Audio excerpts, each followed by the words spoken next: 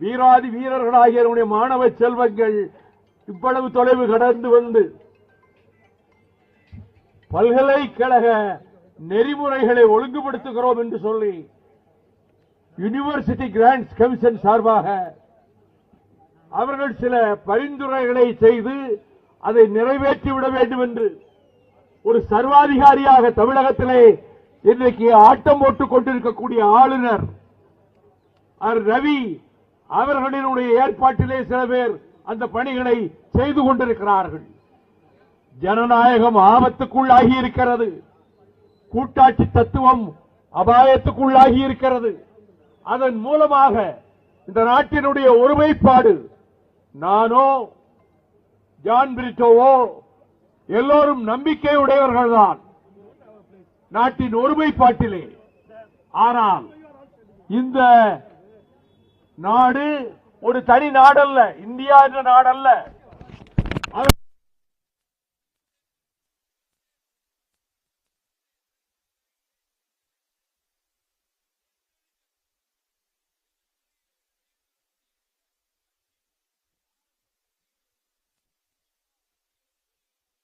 அவர்கள் முதலில் கையில் எடுத்திருப்பது கல்வித்துறையைத்தான். நெருக்கடி காலத்திலே இருந்த சிறைகளிலே இருந்த பாரதிய ஜனதா கட்சியினுடைய தலைவர்களே எல்லோரும் சிறையில் இருந்த போதுதான் நெருக்கடி நிலை காலத்தில் 42வது அரசியல் சட்ட திருத்தத்தின்படி அவர்கள் கல்வி மாநில பட்டியலிலே இருந்தது. இந்த state list education was in the state list, but that was diverted to concurrent list. பொதுப்பட்டியலுக்கு கொண்டு சென்று ஜனநாயக உரிமைகளை காலில் போட்டு விரிப்பதற்காக இதை செய்திருக்கிறார்கள்.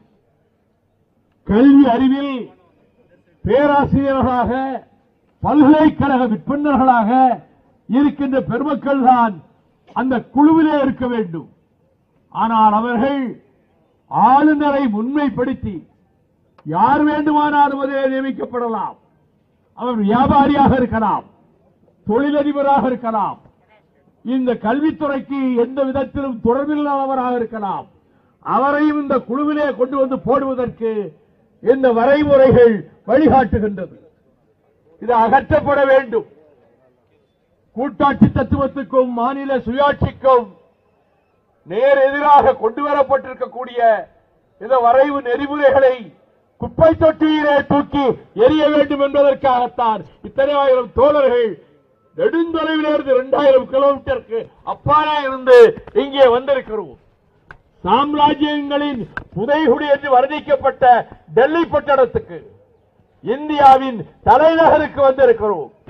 இந்த நிலைமையில் ஆளுநர் பதவி ஒழிக்கப்பட வேண்டும். கவர்னர்ஷிப் should be abolished. அப்பொழுதுதான் ஜனநாயகம் பாதுகாக்கப்படும். அவர் இந்த முறையில் தான் கல்வியை கையில் எடுத்து அந்த நெறிமுறைகளின்படி சட்டத்தை நிறைவேற்ற பார்க்கிறார். மாநில அரசு சட்டம் நிறைவேற்றினால் அந்த சட்டத்திற்கு கையெழுத்திட மறுக்கிறார்.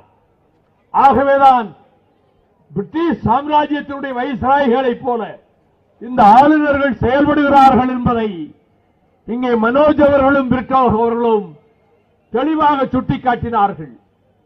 தமிழகத்திலே இருந்து இத்தனை தொலைவு வசதி குறைவுகளையும் தாங்கிக் கொண்டு வீரர்களாக, கொள்கை போராட்ட வீரர்களாக தலைநகர் டெல்லியிலே நமது முழக்கம் எழும். ஆளுநர் பதவி ஒழிக்கப்பட வேண்டும். இந்த வரைமுறைகள் அகற்றப்பட வேண்டும். கல்வியாளர்கள் மட்டும்தான் குழுவிலே இடம்பெற வேண்டும். அப்பொழுதுதான் கல்வித்துறையும் பாதுகாக்கப்படும், மாநில உரிமைகளும் பாதுகாக்கப்படும் என்ற நிலையில் இன்னைக்கு வருகை தந்திருக்கின்ற 40 நாடாளுமன்ற உறுப்பினர்களும் ஆயிரக்கணக்கான மாணவ தோழர்களும் தலைநகர் டெல்லியிலே ஜந்தர் மந்தரில் என்று கூடியிருக்கிறோம். இந்த போராட்டம் வெற்றி பெறும். வெற்றி பெறுகிற வரையிலே இதை நாடெங்கும் எடுத்துச் செல்ல வேண்டிய கடமை திராவிட முன்னேற்ற கழக மாணவர் அணிக்கும் தமிழ் மன்ற அமைப்புக்கும் இருக்கிறது என்று சொல்லி அவர்கள் முயற்சிகள் வெல்க, அவர்களுடைய போராட்டம் வெல்க. இந்த போராட்டம் தமிழகத்திலே பதிவு செய்யப்படும். ஆளுநர் என்றைக்கு ராஜ்பவனை விட்டு தூக்கி எறியப்படுகிறாரோ, இந்த ரவி மட்டுமல்ல, எந்த ஆளுநரும் அங்கு தேவையில்லை என்று பேரறிஞர் அண்ணா அவர்கள் இதே பூமியில் டெல்லி பட்டணத்து மாநிலங்களவையில் அவர் முழக்கமிட்டார். அந்த நாள் வரும், உண்மையான மாநில சுயாட்சி மலரும். அப்பொழுதுதான் தேசிய ஒருமைப்பாடு காப்பாற்றப்படும். பல தேசிய இனங்களை கொண்ட தேசம் நாடுதான் இந்தியா. அது ஒரு தேசம் அல்ல, மல்டி நேஷனல் ஸ்டேட். பல தேசிய இனங்களை கொண்ட இந்த இந்தியாவில் இவர்கள் துடிப்பு தேசிய ஒருமைப்பாட்டை ஒடுக்குமானால் நாடு சிதறுண்டு போகும்.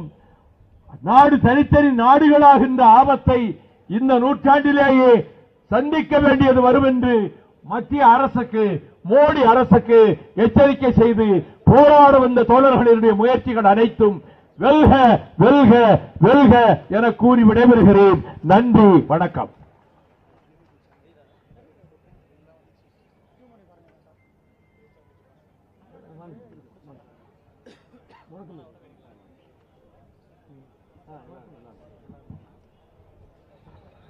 ஆர்ப்பாட்டம்